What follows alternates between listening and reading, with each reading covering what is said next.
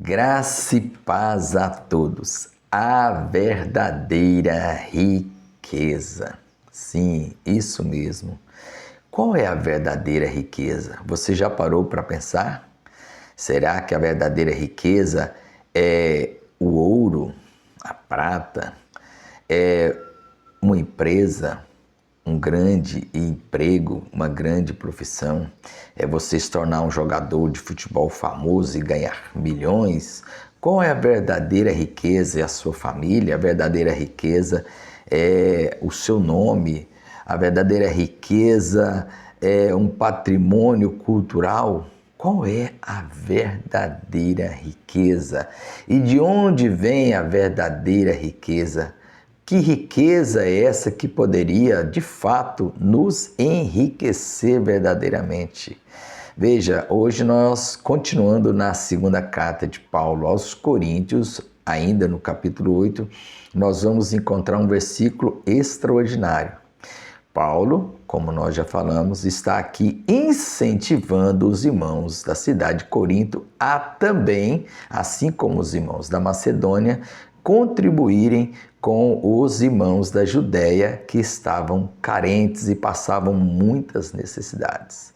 E diante disso, nesse incentivo que eles contribuam com os mais necessitados, ele vai dizer no capítulo 8, versículo 9, 2 Coríntios 8, 9, este versículo extremamente conhecido e muitas vezes maltratado, muitas vezes mal usado, tirado de seu contexto e usado por muitos de forma errônea. O texto diz: vocês conhecem a graça de nosso Senhor Jesus Cristo.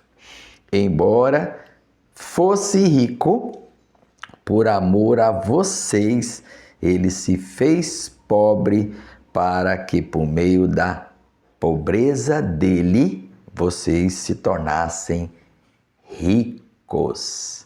Por meio da pobreza dele, vocês se tornassem ricos. Hoje em dia, muitos pregadores, pastores, que gostam de pregar uma teologia totalmente distorcida do Evangelho, a famosa teologia da prosperidade, ou os coaches que querem ensinar você a ser rico financeiramente, ganhar muito, porque é isso que o Evangelho promete, segundo eles. Gostam de usar textos como esses para dizer: não, Cristo Jesus se fez pobre para que pudéssemos ser ricos. Mas será que é isso que Paulo está dizendo? Será que é este o verdadeiro ensino de Paulo? É óbvio que não. É claro que Paulo não tinha esse pensamento, muito ao contrário. Paulo aqui está falando o que ele também fala em Filipenses, que aquele que possui a mesma forma de Deus. Filipenses, capítulo 2, do verso 5 ao 8, ele vai dizer: aquele que possui a mesma forma de Deus, ele assumiu a forma de servo, a forma mesmo de escravo, em semelhança humana, ou seja, ele fez-se um de nós, ele esvaziou-se, ele deixou a sua glória e tornou-se como um de nós, para nos dar a vida eterna, para que pudesse pagar o preço e receber a ira de Deus. O que Paulo está dizendo aqui é que Cristo Jesus, ele se fez pobre. Em que sentido? Ele abriu mão da sua glória. Imagine este universo extraordinário, esse universo com bilhões e bilhões e bilhões de anos-luz de distância, né? Segundo os cientistas, o universo hoje observável tem 93 bilhões de anos-luz de circunferência, para você ver como este universo é extraordinário, com sextilhões de estrelas em trilhões de galáxias. Este universo tão glorioso, tão grande, tão expansivo foi criado por Jesus. É isso que João vai dizer, né? Que ele estava com Deus e por meio dele foram feitas todas as coisas, sem ele nada do que foi feito se fez. E o apóstolo Paulo também, quando escreve as Colossenses, ele vai dizer que por meio dele todas as coisas foram criadas nos céus e na terra.